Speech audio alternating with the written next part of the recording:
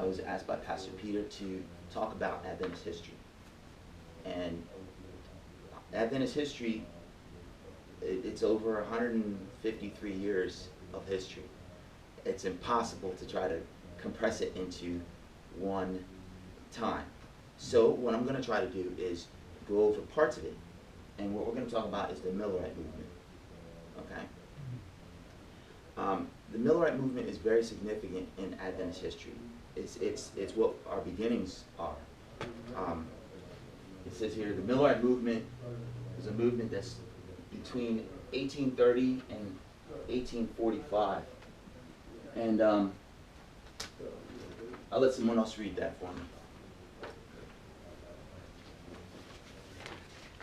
Can someone read that for me? Can I read? Yeah, please do. The Millerite movement, 1830 to 1845, consisted of tens of thousands of people, primarily in the northeast United States, awaiting the soon return of Jesus Christ to earth. Okay. Now, I thought it was important to bring this. This is something I found on a website that's set up by our church. It's www.150.adventism.com. So basically, see, I'll give the accurate one. But basically, it was set up in 2013 to show people the history of the church, because we're celebrating 150 years. Now, I mean, think about that. You have this movement started in 1830, so this is very significant. It's a young church. But the movement was not a church. I want to be very specific about that. The movement was not a church. In fact, the person who it's named after, William Miller, was a Baptist preacher. Okay? So this Baptist preacher, he was born into a Christian home, and as he got older, he abandoned his Christian beliefs. He and basically was born in, let's go on. It's William Miller here. He's the leader of the movement, and it peaked, means it reached its height in 1835, and then 1844. And they were proclaiming the imminent and literal return of Jesus at that time. So this gentleman, during the first years of the 19th century, because he was born in 1782. I'm going to have to look at this and really pay attention. So we're talking 1782, and then right around 1800, he's about 18 years old. And this guy, he's an adult now. He's out of his parents' home, and he's old enough to go to war. He's old enough to do and think for himself. He starts to move towards a mindset towards what they call deism. Deism is a belief that there is a supreme creator. Okay, thank you. There is a supreme creator, and this creator started creating the earth many years ago, and then he left it on its own, and he left it to basically thrive or fail. Okay, so he believed that it was up to him.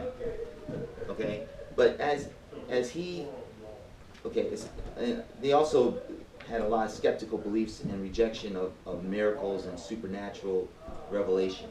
Okay, it argues for a more distant God who does not actively participate in earthly affairs. It was popular in Europe and in North America, but how many of you know much about the French Revolution? No?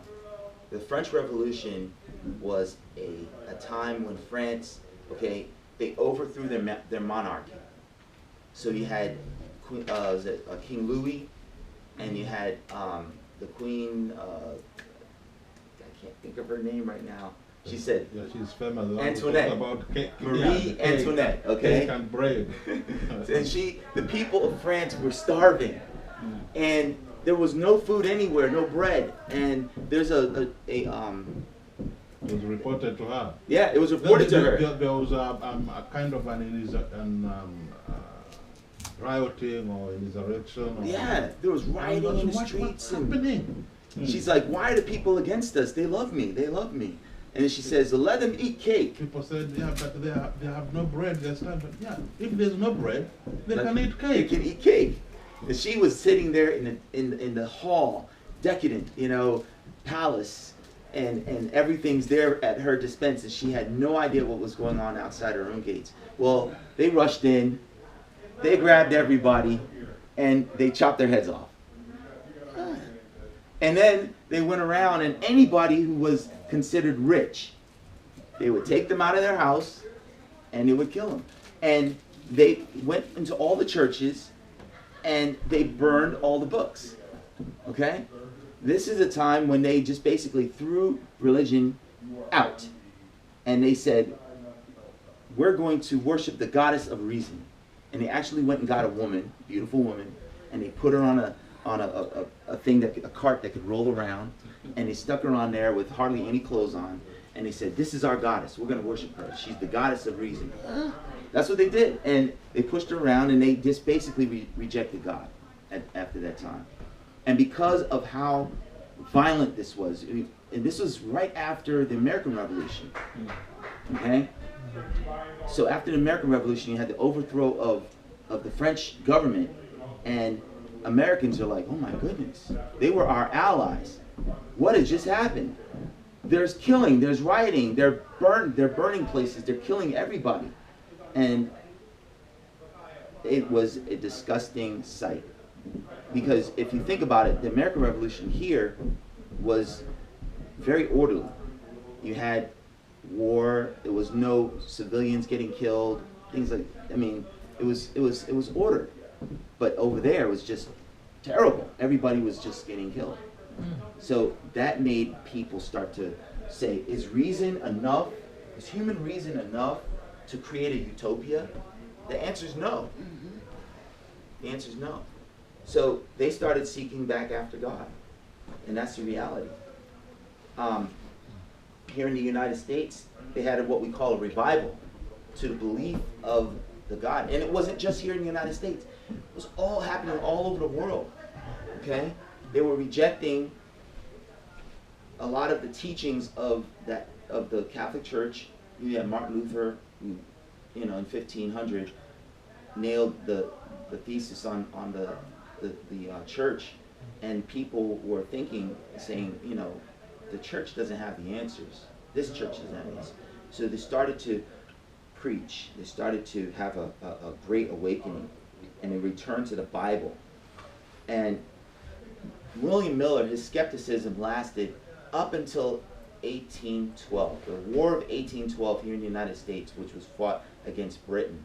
It happened from 1812 to about 1815. And he saw devastation. He saw death.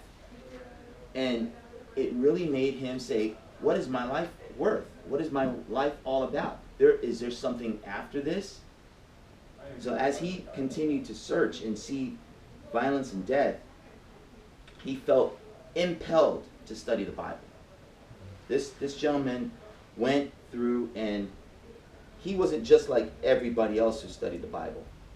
He reconverted to Christianity, and he revitalized himself by reading the Bible, and he became a zealous Bible student. So for 2 years, I'm going to move on to the next one. This one here, this is an important dates in his life. Here he was born in 1782.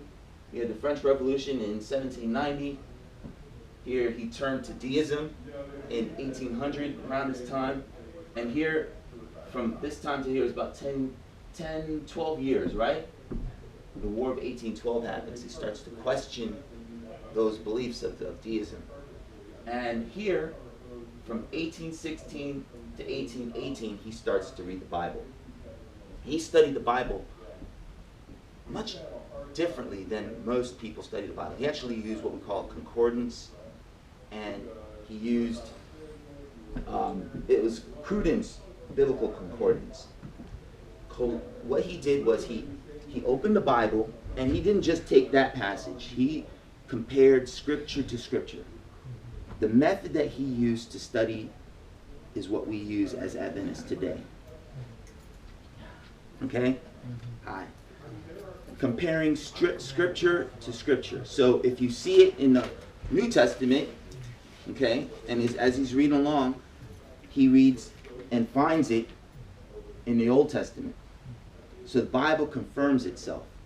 And one thing we discover from seeing how he studied is that the Bible does not contradict itself. Okay? Even though it was written by so many different writers, over 40 different writers, right? It does not contradict itself. Okay? And we find at that time also here that he discovers the 2300 prophecy, 2300 day prophecy. That's what we've been talking about for weeks. So William Miller is the one who rediscovers it. I don't want to say discover, but he rediscovers this prophecy because this prophecy was revealed to Daniel first. And then the angel told him to shut up the books until the time of the end. And now we have William Miller who's come across this prophecy again. And really, he's the only one in recorded history that we know of who has come across this prophecy and then decided to study it again and again and then share it with others. So, here we have him for 2 years. He sits and studies the Bible. He rediscovers this 2300 day prophecy. And then, from 1818 to 1823, that's another 5 years, he's like, I gotta look at this again. I can't just look at it one time. I need to look at it again. And he asks questions. He starts to just just ponder, not just ponder, but he asks very cutting questions of himself to say, is this really what it's saying? Am I understanding what I'm reading? I mean, how many of you have looked at this prophecy as Pastor Peter has been teaching it? And have you pondered what it's actually telling you? Okay?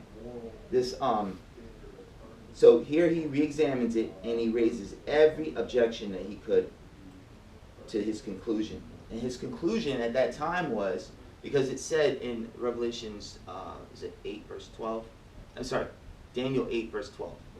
It says that unto 2300 days, then shall the sanctuary be cleansed. He believed that the sanctuary that was being spoken of at that time was the earthly sanctuary. He thought it was the earth. So he believed that at the end of this 2300 days, that Jesus would come. So here we are here in 1823. He's re-examined his Bible and he's like, something's going to happen that's significant. What's going to happen? Jesus is coming. Well, he begins to speak openly about this with his neighbors. Anyone who would listen. But he only found a few that were interested. For 9 years, he continued to study. And he came under the increasing conviction that he needed to share his findings of this impending doom. And the impression, go tell the world of their danger, continually assailed him. Okay, well, what he did, he entered into what they call a solemn covenant with God. Okay, here's his covenant. He says, if God opened the way, he would do his duty. Feeling he needed to be more specific, Miller promised God that if he should receive an invitation to speak publicly in any place, he would go and teach about the Lord's second coming. Instantly, he said, as he wrote, he says, his burden, all his burden was gone. Okay? Because he thought to himself, he's like, oh, I'll probably not be asked and called upon, because he's never had such an invitation. Well, to his dismay, within half an hour of making that agreement with God, guess what happens? He had an invitation to come and speak about this prophecy. And his request to speak about it, as it came, he got angry with himself. It says here that he got angry that he had made the covenant, and he confessed, I rebelled against the Lord, and determined not to go. He stomped out of his house and wrestled with the Lord in prayer, finally submitting after another hour. His presentation on the second advent led to several conversions. Thereafter, Miller had an unending stream of invitations to hold meetings in churches of various denominations by the end of the 1830s. We call him the reluctant prophet. He was reluctant to share because it was something different. It was something new. And to go out on the limb like this and share a message of doom to the world would have set anyone on edge. Does that make sense? Okay. He won several ministers to his view that Christ would come about the year 1843. And the most significant of those ministerial converts was Joshua V. Himes. This was his wife, Lucy Phoebe Smith Miller. They married in 1803. I guess he would have been about, 21 years old. 21 years old. Yeah. And she was his greatest supporter. Here we have Joshua V. Himes. Who has this? Yeah. Joshua, I'm going to say a few things about Joshua V. Himes. Joshua V. Himes was one of the premier figures in Millerism. It's organizer and media relations expert. This guy was something else. Here you have, remember now, Miller had basically come out and started saying, the sky's falling. Okay? The sky is falling. Think of Chicken Little. I don't know, have you heard of Chicken Little? Okay. Chicken Little, the sky is falling. Jesus is coming, and he's telling everybody. And he goes and he finds and runs across this gentleman, Joshua V. Himes, in 1839.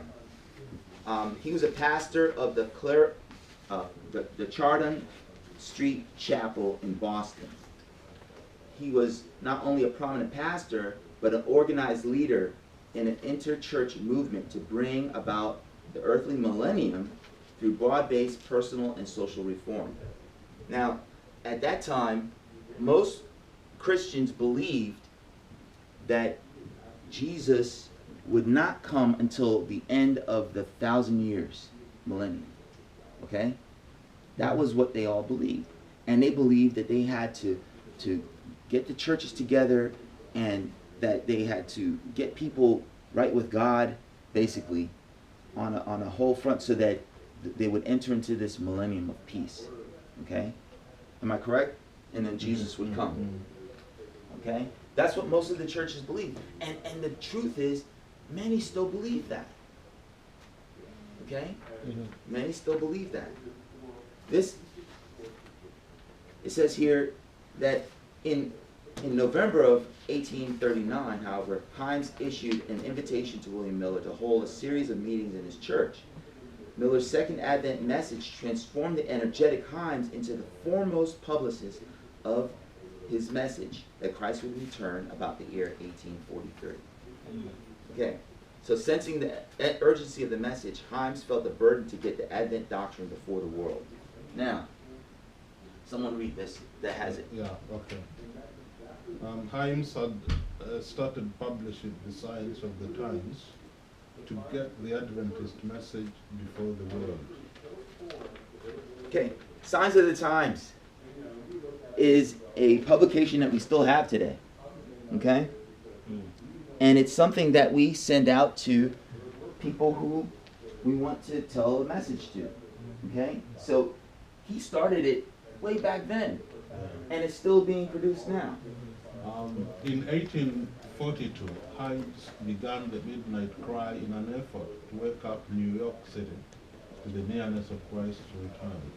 Now, this publication, The Midnight Cry, it actually continued. He sold, let's see, do I have it? Yeah, okay. Basically, I'll let you keep reading. Yeah, Himes had 10,000 copies of The Midnight Cry printed daily for a number of weeks, and either had them sold on the streets by newsboys or given away.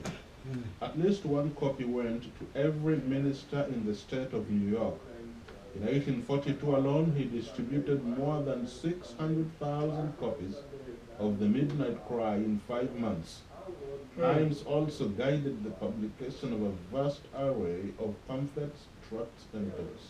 Yeah, that's a lot. At that time, At that time. with that technology, Without technology. Okay, with that technology, with that technology, we didn't have like today. Okay, I was in printing when I was in high school. Okay, So how did he do that? in high school, this, you know, the print of the time or something. in high school, okay, when I was in high school, this is back in 1988, 86 to 88. We had a printing press that we had to take pictures, and then we had made an image, and then we put this aluminum thing on a barrel, and then we put the ink on it, and then we would make the thing start going like this. It would go by itself. It was all machine, and then we put the paper there, and then once we put the paper there, we'd release it, and it would start going through. Choo, choo, choo, choo. Okay? And today, all they do is to type it up like this. Okay? They type it up, and they hit press, button, print. Okay? Now, go back to this time. These guys were like, toon, toon. So set all the letters, okay? Put all the things on the thing, and they would put the ink on it, and they would set the type on it, and then they would stamp it.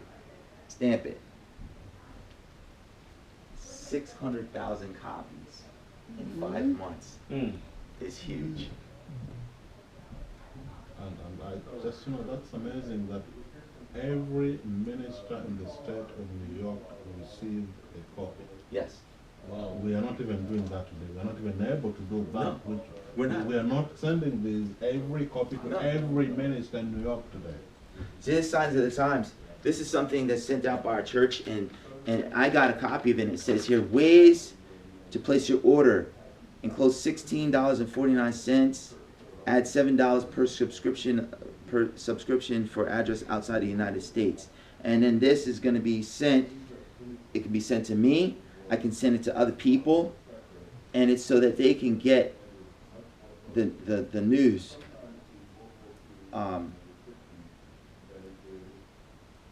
It says here, I've been picking up Signs of the Times from the box outside the post office. I think it's about time I send you a donation. I enjoy your publication, and I try to keep the Sabbath. Thank you. This is a person who just wrote. Here's another one. We send signs to our nephew. He's recently gone through a difficult time, angry with God. But one issue of Signs came along with an article that helped him understand suffering. He's much less angry with God now. I thank you so much. Here's another one. I can't express to you all in words how much a blessing Signs of the Time is to me and everyone I share it with. Here's another. While sitting in the hole at the penitentiary, the Seventh-day Adventist chaplain stopped by and asked if I'd like to read. I said yes. He slid a Signs of the Times magazine under my door. I began to read the articles. The articles spoke to my heart and touched my inner need. Thank you for the inspiration and guidance Signs provides. It helps me and my fellow inmates keep our focus and anchor in the Lord. So this publication has been going on since so long. Since Joshua B. Himes' time, is still touching people. Now, have you heard of camp meetings? Yeah. Do you know what a camp meeting is? Yeah. Okay. Camp meeting, what's camp meeting? Well, camp meeting, in an Adventist term, is a time when we get together. A lot of times it's summertime. I grew up doing it. And we stay in a place and listen to sermons for like 10 days when I was younger. And we'd be all camped out in tents. Okay, by then we Pentecostal team, we call it retreat. A retreat? Okay. Retreat. Well, their camp meetings at this time was actually like what we would call a crusade today. Yeah, crusade. Yeah. And this was something that was not done before, I would say. It was not in this kind of scale. Who has this one here? Yeah, that's it. You have? No, actually I don't have it. You have it here? Yeah. No, actually you don't have the camp meeting. Oh, you don't have this one? We can read it from there. I'm Okay, sorry. Okay. Okay. I have it. Oh, you have it. Okay, Yeah. go ahead. Okay, the hymns also had a forceful role in developing the Adventist camp meeting. Beginning in the summer of 1842, the Millerites held more than 130 camp meetings before the